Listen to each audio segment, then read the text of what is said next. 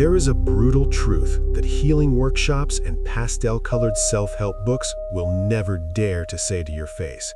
This world was not designed to love you. It was designed to crush you, drain your hope, and throw you into the abyss of oblivion. The universe is fundamentally indifferent, and fate is a butcher without mercy.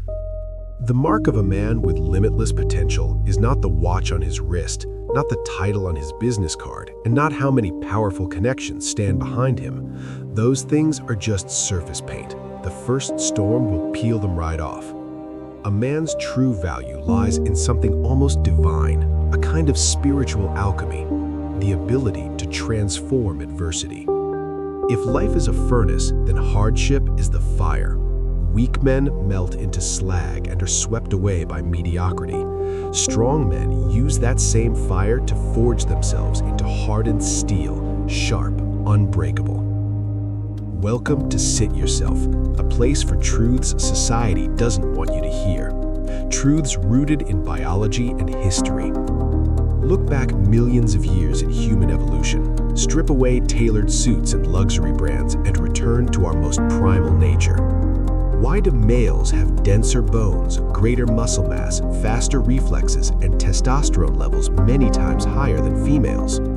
Nature, the most ruthless and practical architect, did not give us these traits so we could sit in air-conditioned rooms, scroll on our phones, and complain about our mood.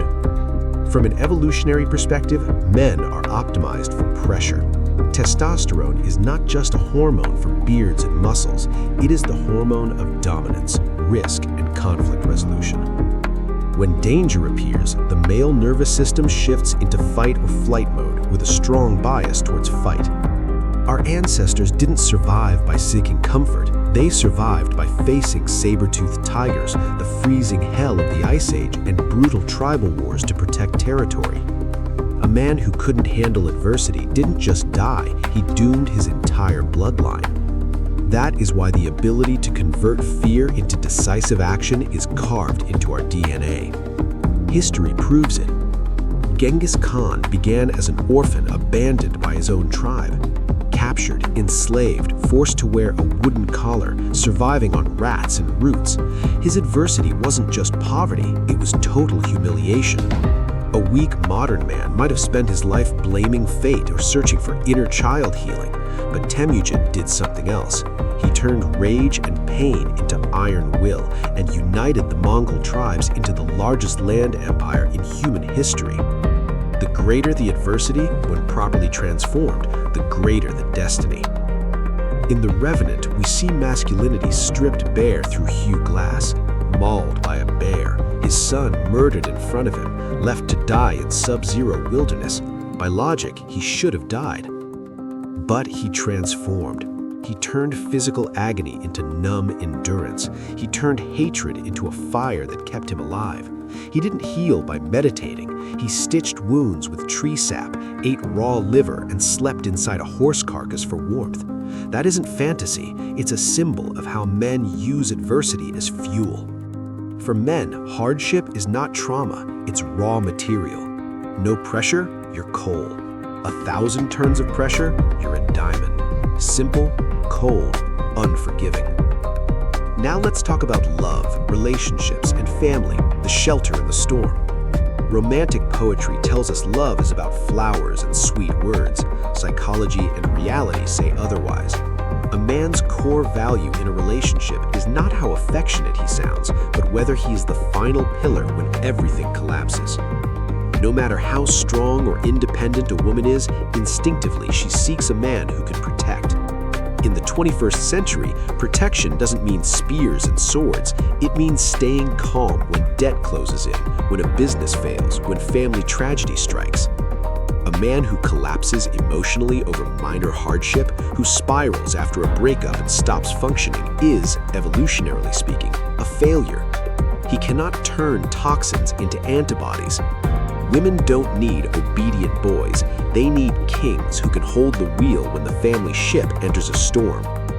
Look at Vito Corleone in The Godfather.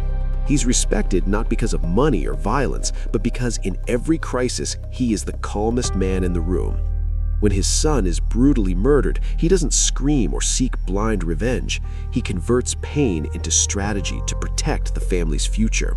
That is adversity transformed at the highest level. Romance fades, trust endures. The ability to transform hardship creates what the Chinese call fortune energy, a safe environment for family to thrive. Modern society, however, is strange and inverted. Comfort is at an all-time high, but mental resilience is at an all-time low. Weakness is glorified as sensitivity, while strength is labeled toxic. Men seek empathy instead of discipline. Convenience has eroded our toughness. One criticism at work causes depression. One failed startup sends men back to their parents' couch. They consume motivational quotes instead of lifting weights or solving hard problems.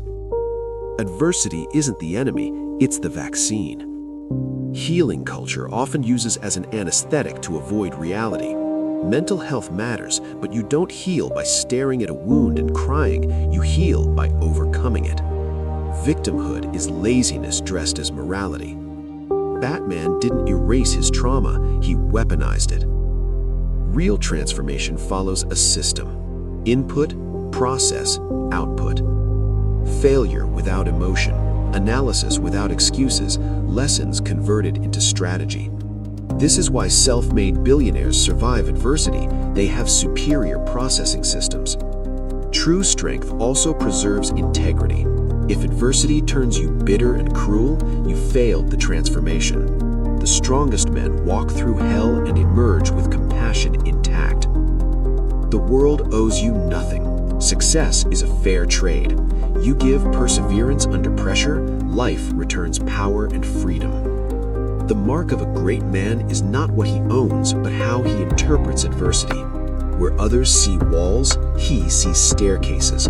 Where others see endings, he sees beginnings. Adversity transformation is the only real alchemy. It turns pain into power, humiliation into honor, and ordinary men into legends. If you're standing in a storm, don't pray for it to end.